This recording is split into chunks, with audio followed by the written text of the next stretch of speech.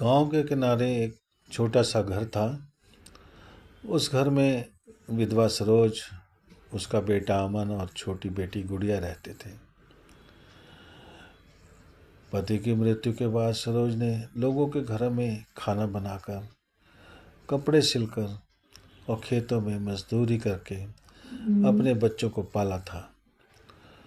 उसकी सबसे बड़ी पूंजी थी उसकी लाल कांच की चूड़ियाँ। ये चूड़ियाँ उसके पति ने शादी की पहली सालगिरह पर उसे पहनाई थी। सरोज उन्हें कभी नहीं उतारती थी। जब भी कोई पूछता, वह मुस्कुरा कर कहती, ये सिर्फ चूड़ियाँ नहीं हैं, तुम्हारे पिताजी की आखिरी निशानी है। अमन पढ़ाई में बहुत तेज था। उसका सपना था कि वह इंजीनियर बने और अपनी माँ को हर दुख से दूर ले जाए। लेकिन गरीबी बार बार उसके सपनों के सामने दीवार बनकर खड़ी हो जाती। एक दिन शहर के बड़े कॉलेज से अमन का दाखिले का पत्र आया। पूरे गांव में खुशी फैल गई। लेकिन जब फीस की रकम देखी गई तो सरोज के पैरों तले जमीन खिसक गई। रात भर वह सो नहीं सकी। सुबह उसने अपनी पुरानी संदूक खोली। उसमें कपड़ों के बीच एक लाल डिब्बा रखा था। उसने धीरे से उसे खोला और अपनी चूड़ियों को हाथ में लिया। उसकी आंखों से आंसू टपक पड़े। मुझे माफ़ कर देना, उसने अपने दिवंगत पति की तस्वीर के सामने कहा। आज तुम्हारी निशानी बेचनी पड़ेगी, क्योंकि हमारे बेटे का भविष्य इनसे बड़ा है। अगले दिन सरोज शहर जाकर चूड़ियाँ बेच आई। जब अमन को पता चला तो उसकी आंखें भर गईं। माँ, आपने ऐसा क्यों किया? सरोज मुस्कुराई।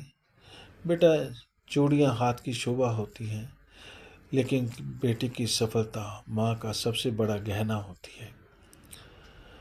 अमन ने उसी दिन मन ही मन वादा किया कि वह अपनी माँ का हर त्याग लौटाएगा।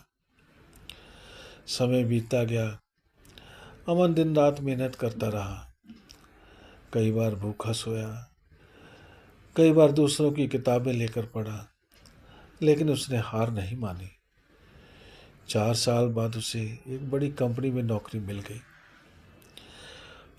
पहली तनख्वाह मिली तो उसके दोस्तों ने कहा, चलो पार्टी करते हैं। अमन मुस्कुराया, बोला, मेरी पहली कमाई का पहला हक मेरी माँ का है। मैं सीधे घर पहुँचा। उसके हाथ में एक छोटा सा डिब्बा था। सरोज ने पूछा, क्या लाए हो बेटा? अमन ने डिब्बा खोला। उसमें सोने की सुंदर चूड़ियाँ थीं। सरोज की आंख नम हो गई। माँ, अमन बोला, मैं आपकी पुरानी चूड़ियाँ तो वापस नहीं ला सकता, लेकिन आपकी कुर्बानी कभी नहीं भूल सकता। सरोज ने चूड़ियाँ हाथ में ली, लेकिन पहनने से पहले उन्हें वापस डिब्बे में रख दिया। अमन हैरान होकर बोला, क्या हुआ माँ? सरोज ने मुस्कुराकर कहा, बेटा, ये चूड़ियाँ मैं किसी खास दिन पहनूंगी। कुछ महीनों बाद अमन की शादी तय हो गई। शादी वाले दिन जब घर में खुशियाँ थी, सरोज ने वही सोने की चूड़ियाँ पहन ली। गांव की औरतों ने कहा, आज तुम बहुत सुंदर लग रही हो। सरोज ने मुस्कुराकर कहा, ये चूड़ियाँ सोने की नहीं है, ये मेरे बेटे की मेहनत, उसके संस्कार और उसके प्यार की बनी है। समय के साथ अमन की पत्नी नेहा भी घर आ गई। शुरू में सब ठीक ठाक रहा, लेकिन धीरे धीरे नेहा को लगा कि अब सरोज बूढ़ी हो चुकी है और घर के फैसले उसे करने चाहिए। एक दिन छोटी सी बात पर नेहा ने गुस्से में कह दिया, हर बात में माँ की सलाह क्यों लेते हो? अब अपना परिवार भी देखो। ये शब्द सरोज ने भी सुन लिए। उसने कुछ नहीं कहा, बस चुपचाप अपने कमरे में चली गई।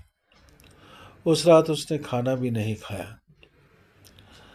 अमन को जब पता चला तो उसने अपनी माँ के कमरे का दरवाज़ा खटखटाया। माँ, नाराज़ हो? सरोज ने मुस्कुराने की कोशिश की। नहीं बेटा, माँ अपने बच्चों से नाराज़ नहीं होती। अमन ने अपनी माँ का हाथ पकड़ लिया। अगर आज मैं इस मुकाम पर हूँ तो सिर्फ आपकी वजह से हूँ। कोई भी रिश्ता आपको मुझसे अलग नहीं कर सकता। दूसरे दिन उसने नेहा को उस पुराने लाल डब्बे की कहानी सुनाई। उसने बताया कि कैसे उसकी माँ ने अपने जीवन की सबसे प्यारी निशानी बेचकर उसका भविष्य बनाया था। नेहा की आंखों से आंसू बहने लगे। वह दौड़कर सरोज के पास गई। माँ, मुझे माफ़ कर दीजिए। मैंने आपको समझने में बहुत बड़ी गलती कर दी। सरोज ने उसके सिर पर हाथ फेरते हुए कहा, बेटा, गलती वही करता है जिसके दिल में अपनापन होता है, पर जो अपनी गलती मान ले वही सच में बड़ा इंसान होता है। उस दिन के बाद नेहा ने सरोज को अपनी माँ की तरह सम्मान देना शुरू कर दिया। कुछ साल बाद सरोज की तबीयत बिगड़ने लगी। एक शाम उसने अमन और नेहा को अपने पास बुलाया। वह बोली, मेरे जाने के बाद कभी इस घर में प्यार की कमी मत होने देना। पैसा कम हो जाए तो कोई बात नहीं, लेकिन रिश्तों की गर्माहट कभी कम मत होने देना। कुछ दिनों बाद सरोज हमेशा के लिए इस दुनिया से चली गई। पूरा घर रो पड़ा।